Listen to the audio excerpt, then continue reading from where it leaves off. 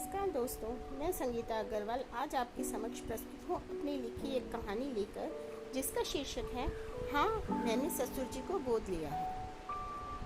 बेटा, बहुत वक्त हो गया तुझे यहाँ आए हुए, कुछ दिन के लिए आ जा। सावित्री जी अपनी बेटी पायल से फोन पर बोली।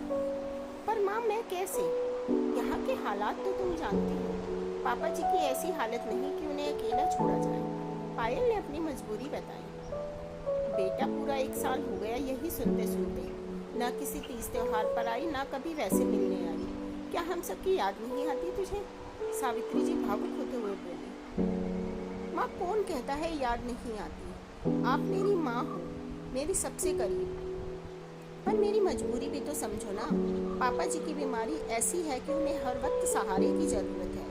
रितेश जॉब पर चले जाते हैं तो उनकी देखभाल मुझे ही करनी होती है। पायल माँ को समझाते हुए बोली। अरे तो ससुर की जिम्मेदारी सारी तेरी है क्या? तू अपने दोनों बच्चों को ले इधर आ जा और कुछ दिन उनकी जिम्मेदारी अपनी नंदों को सौंप दे। एक शहर में रहते हो तुम सब, इतना तो वो कर ही सकती हैं। सावित्री जी ने समझाया। ठीक है माँ, मैं बात करती हूँ दीदी से। पायल ने माँ की जिद के आगे झुकते हुए कहा। पायल रितेश की पत्नी और 2 छोटे बच्चों की माँ।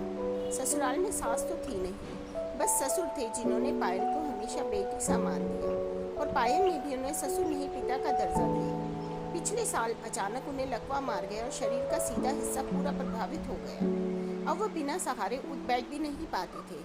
आर्थिक स्थिति इतनी अच्छी नहीं थी कि उनके काम करवाने को किसी सहायक को रखा जाए, और पति रितेश की अपनी नौकरी। तो पायल ने सारी जिम्मेदारी खुशी खुशी उठा ली। सुबह रितेश नहलवा जाते थे और बाकी सारा दिन पायल ही उनके सभी काम और उनका खाना पीना देखती थी। इसी कारण वो 1 साल से पीहर भी नहीं गई थी अपने।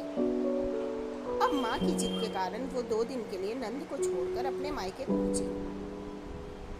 कितनी कमजोर हो गई है मेरी बेटी, सावित्री जी ने उसे देखते ही गले लगाते हुए कहा। अरे माँ, कहाँ, वैसी ही तो हूँ, पायल हंसते हुए बोली।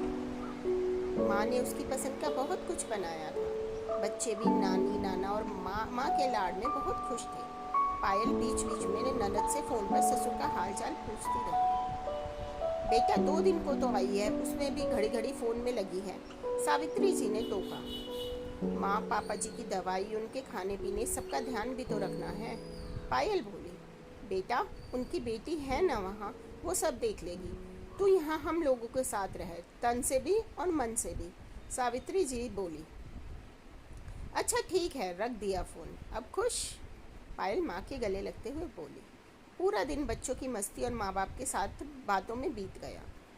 रात को पायल जल्दी ही सो गई। मायके का सुखद एहसास था या थोड़ा वक्त सुकून का मिला था, वजह जो भी हो, पायल प्यारी सी नींद में सोई थी कि तभी उसका फ़ोन बजा। अरे, इतनी रात को किसका फ़ोन है? पायल गहरी नींद में होने के कारण हड़बड़ाकर उठती हुई बोली। उसने फ़ोन देखा तो रितेश का फ़ोन था।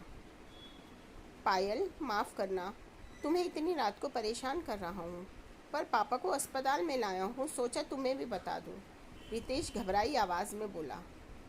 क्या? ऐसा क्या हुआ पापा जी को? सुबह तो मैं ठीक छोड़ के आई थी, फिर अब 1 दिन में ऐसा क्या हुआ? पायल चिंतित हो बोली।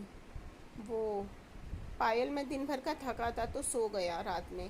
पापा को प्यास लगी होगी, दीदी भी गहरी नींद में थी तो सुना नहीं। पापा खुद उठने की कोशिश करने लगे तो बेड से गिर गए और बेहोश हो गए। सिर में चोट आई है उनके काफ़ी, रितेश शर्मिंदगी से बोला। रितेश, 1 दिन नहीं संभाल सके तुम लोगों ने? पायल रोते हुए बोली। पायल, तुम हर काम उनका अपने सर लिए हो तो हमें आदत ही नहीं रात को उठने की। तुम जाने कैसे उनकी एक आवाज़ में उठ जाती थी, रितेश बोला। मैं आ रही हूँ अभी, पायल बोली। नहीं पायल, वो अब ठीक हैं, डॉक्टर अपना काम कर रहे हैं, तुम रात को परेशान मत हो, सुबह आ जाना, रितेश ने समझाया। नहीं रितेश, मैं आ रही हूँ, पायल ने ये बोल फ़ोन काट दिया और अपने भाई को ले अस्पताल के लिए निकल गई।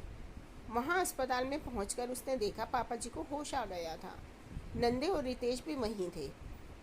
कुछ देर बाद नंदे तो अपने घर चली गई। पायल और रितेश ने उनकी बहुत सेवा की, जिससे कुछ ही दिनों में उन्हें छुट्टी मिल गई। अरे बेटा, क्या हाल बना रखा है तुमने अपना?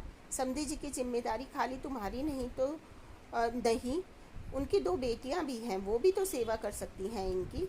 तुमको तो उस दिन भी इन लोगों ने 2 दिन भी नहीं रुकने दिया। पायल के ससुर को देखने आई सावित्री जी गुस्से में बोली, मम्मी, मैं इस घर की बहू हूँ, तो मेरी जिम्मेदारी ज़्यादा हुई ना। उस दिन भी मैं पापा को छोड़कर ना आती तो शायद उनको चोट ना लगती। पायल ससुर को दलिया खिलाते हुए बोली, पर बेटा, तू बहू है तो क्या तूने ही गोद ले लिया इन्हें, जो तू ही सेवा करेगी। सावित्री जी बोली, हाँ माँ, गोद तो लिया है मैंने अपने ससुर को, और अब मैं इनकी बहू नहीं माँ हूँ।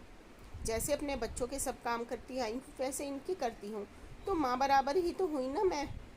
तो आपसे एक विनती ही करना चाहूँगी, मेरे इन गोद लिए बेटे के बारे में कुछ नहीं सुनूंगी मैं। उम्मीद है आप मेरी भावनाओं का सम्मान करेंगी। पायल हाथ जोड़ सावित्री जी से बोली। सावित्री जी हैरान थी, उनकी बेटी तो आज उनसे भी बड़ी बन गई थी। पायल के ससुर नम आंखों से अपनी बहू को देख रहे थे, जिसमें उन्हें अपने माँ की छवि नजर आ रही थी। दोस्तों, ये कोई काल्पनिक कहानी नहीं है, सच्चाई है ये। पायल जैसी बहू भी हैं दुनिया में। वैसे भी घर के किसी इंसान को तकलीफ होगी तो अपने ही काम आते हैं, कोई पराया नहीं। तो हम सभी का फ़र्ज़ है अपने अपनों के दुख में उनके काम आए। तो ये थी मेरी स्टोरी कैसी लगी आपको, ये बताइएगा ज़रूर। अभी के लिए इतना ही, धन्यवाद।